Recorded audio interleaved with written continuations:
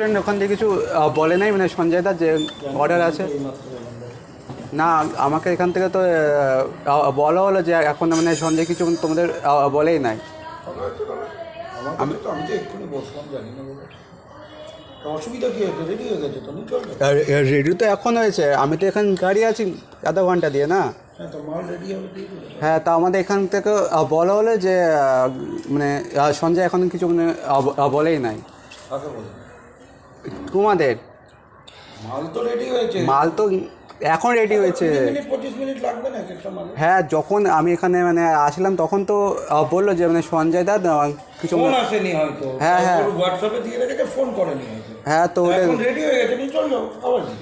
Ready তো এখন তো হচ্ছে না, অসুবিধাটা কিসে তোমাদের? তা আমাদের কি মানে লেট হয় না? তো লেট তোমরা বলো। তোমাকে তো ওকে বলতে হবে, তো রেডিটা আমাদেরকে বলে দেবে।